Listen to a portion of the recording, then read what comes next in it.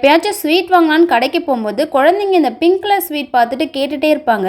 இது பேர் கூட தெரியாது, எப்படி டேஸ்ட் இருக்குன்னு தெரியாது சொல்லிட்டு நான் வாங்கினதே கிடையாது. ஒரு டைம் அந்த பேக்கரி அண்ணன்ட்ட கேட்கும்போது அவங்க சொல்லியிருந்தாங்க இது பன்னீர் ஜாமுன்னு சொல்லிட்டு. அவங்ககிட்டே இது எப்படி செய்யணும்னு கேட்டுட்டு வந்து செஞ்சுருக்கேன். வாங்க எப்படி பண்ணலான்னு சொல்லிட்டு பார்க்கலாம். ஃபஸ்ட்டு ஸ்டெப்பாக நம்ம பன்னீர் ரெடி பண்ண போகிறோம். அதுக்கு நான் 1.5 லிட்டர் பாலை ஒரு பாத்திரத்தில் ஊற்றி நல்லா காய்ச்சிக்கிறேன். வீட்டில் க்ரீன் பால் இருந்ததுனால நான் அதையே யூஸ் பண்ணியிருக்கேன். நீங்கள் ஆரஞ்சு யூஸ் பண்ணிங்கன்னா பன்னீருடைய குவான்டிட்டி எக்ஸ்ட்ரா கிடைக்கும். இப்போ பாலை திரிய வைக்கிறதுக்கு ஒரு டேபிள் ஸ்பூன் அளவுக்கு வினிகரில் 2 டேபிள் ஸ்பூன் அளவுக்கு தண்ணி சேர்த்து மிக்ஸ் பண்ணி வச்சு. இப்போ பாருங்க, பால் வந்து பொங்கி வர ஸ்டேஜ் வந்துடுச்சு. பால் கொதிக்கணுன்ற அவசியம் இல்லை, பொங்கி வந்தால் மட்டும் போதும். ஸ்டவ் ஆஃப் பண்ணி எடுத்து ஒரு 2 to 3 மினிட்ஸ்க்கு மட்டும் ஆற விட்டுருங்க. பால் நல்லா ஆறுனதுக்கு அப்புறம் நம்ம மிக்ஸ் பண்ணி வச்ச வினிகரை இது கூட கொஞ்சம் கொஞ்சமாக ஆட் பண்ணிங்க அப்படின்னா பால் நல்லா திரிஞ்சு வரும். கொஞ்சம் ஆறுனதுக்கப்புறம் நம்ம சேர்க்கும் போது அதோடைய சாஃப்ட்னஸ் நல்லாயிருக்கும். இப்போ பாருங்கள், நான் கொஞ்சம் கொஞ்சமாக ஆட் பண்ணி நல்லா மிக்ஸ் பண்ணி கொடுக்குறேன். இப்போ நல்லா கம்ப்ளீட்டாகவே திரிஞ்சு வந்துருச்சு பால். இந்த மாதிரி தண்ணி தனியாக பால் தனியாக வர வரைக்கும் நீங்கள் ஆட் பண்ணிக்கிட்டே இருங்க. ஒரு பாத்திரம் அடியில் வச்சு அது மேலே ஒரு ஃபில்ட்ரு வச்சு அது மேலே ஒரு ஒயிட் கிளாத் போட்டு நம்ம திரிச்சு வச்ச பாலை அதில் சேர்த்து நல்லா வடிகட்டிக்கோங்க.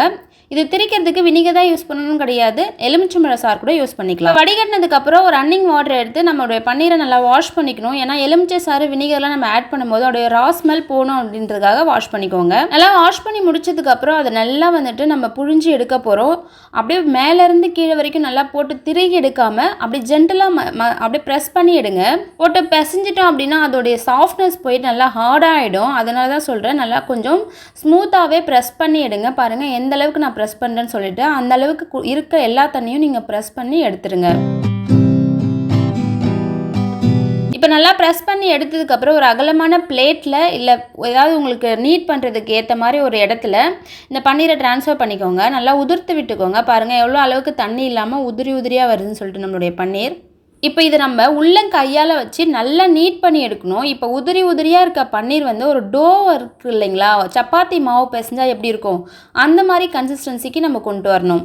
இந்த மாதிரி நல்லா அழுத்து கொடுத்து நீங்கள் நல்லா பிசைஞ்சு எடுத்துக்கணும். கொஞ்சம் ஒரு 10லேருந்து 15 நிமிஷம் கண்டிப்பாக ஆகும்.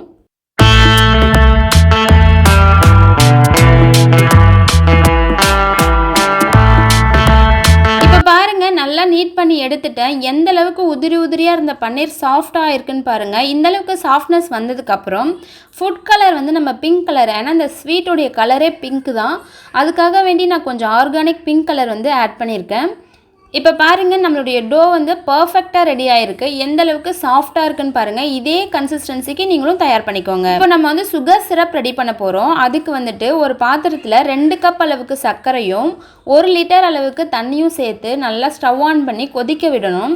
இதோடைய பாக கன்சிஸ்டன்சிலாம் எதுவுமே கிடையாது, தண்ணி நல்லா கொதிச்சு வந்தால் போதும். இது கொதிச்சிட்டு இருக்க சமயத்தில் நம்ம ஆல்ரெடி ரெடி பண்ணி வச்ச டோலேருந்து கொஞ்சம் கொஞ்சமாக மாவு எடுத்து உருண்டையாக ஃபஸ்ட்டு உருட்டிக்கோங்க. நல்லா அழுத்தி கொடுத்து அதுக்கப்புறம் மேலாப்பில் ஒரு பக்கம் மட்டும் லேசாக அழுத்தி உருட்டினீங்க அப்படின்னா இந்த ஷேப் வந்து வந்துடும்.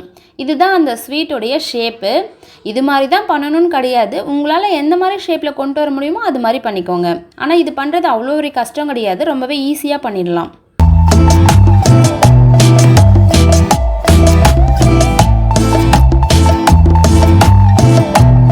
எல்லா பன்னீரையும் நான் ரெடி பண்ணிக்கிறேன் அதே ஷேப்க்கு. இப்போ எல்லா பன்னீரும் ரெடி பண்ணதுக்கப்புறம் பார்த்தீங்கன்னா சுகர் சிரப்பும் கொதிக்க ஆரம்பிச்சிடுச்சு. இந்த சமயத்தில் நம்ம ரெடி பண்ணி வச்ச பன்னீரை இது உள்ளே சேர்த்துடுங்க. பொறுமையாக ஒன்றொன்னா எடுத்து போடுங்க, ஏன்னா உடையக்கூடாது, கையிலையும் சுகர் சிரப் படக்கூடாது, ஹீட் இல்லைங்களா. பாத்திரம் மட்டும் கொஞ்சம் அகலமான பாத்திரமாக எடுத்துக்கோங்க. ஏன்னா நம்ம இப்போ சேர்க்குறத விட டபுள் த சைஸ் வந்து அது இன்க்ரீஸ் ஆகும். அப்போ வந்து பாத்திரம் பத்தாமல் போயிட போகுது. இப்போ எல்லா பன்னீரையும் அதில் சேர்த்ததுக்கப்புறம் ஒரு மூடி போட்டு மூடி ஒரு 10 நிமிஷம் கொதிக்க விடுங்க. 10 நிமிஷத்துக்கு அப்புறம் ஓப்பன் பண்ணி பார்க்கும்போது எல்லாமே பெருசாக ஆயிருக்கும். இந்த சமயத்தில் ஒரு 100 ml வாட்டர் மட்டும் அதில் விட்டு நல்லா கிண்டி கொடுங்க. மறுபடியும் மூடி போட்டு ஒரு 10 நிமிஷம் வேக வைங்க. இந்த மாதிரி ஒரு 3 டைம் வந்து 10 நிமிஷம் நம்ம மூடி போட்டு குக் பண்ணி ஒரு 100 ml வாட்டர் வந்து விட்டுக்கிட்டே இருக்கணும். அதோடைய சைஸும் இன்க்ரீஸ் ஆகும், சுகர் சிரப்பும் நல்லா வந்துட்டு அதுக்குள்ளே போகும். இப்போ கம்ப்ளீட்டாக நம்மளுடைய பன்னீர் ஜாமுன் வந்து தயாராகிடுச்சு. பாருங்கள் எந்த அளவுக்கு நம்ம செஞ்சுருந்தோம், இதோடைய சைஸ் எவ்வளோ பெருசாக இருக்குது, எவ்வளோ ஜூஸியாக இருக்குது பாருங்கள். கண்டிப்பாக வீட்டில் ட்ரை பண்ணி பாருங்கள், ரொம்பவே ஈஸியாக இருக்கும், சிம்பிளாக இருக்கும், குழந்தைங்க என்ஜாய் பண்ணி சாப்பிடுவாங்க. உங்களுக்கு ஏதாச்சும் ஒரு டவுட் இருக்குது அப்படின்னா மறக்காமல் கமெண்ட்டில் தருவீங்க, நான் கண்டிப்பாக உங்களுக்கு ரிப்ளை பண்ணுறேன். இந்த வீடியோ பிடிச்சா லைக் பண்ணி ஃப்ரெண்ட்ஸ் அண்ட் ஃபேமிலி கூட ஷேர் பண்ணிக்கோங்க. நம்ம சேனலுக்கு இன்னும் நீங்கள் சப்ஸ்கிரைப் பண்ணலாம், மறக்காமல் சப்ஸ்கிரைப் பண்ணி சப்போர்ட் பண்ணுங்கள். நாளைக்கு வேற ஒரு வீடியோவில் மறுபடியும் மீட் பண்ணுறேன். பாய்.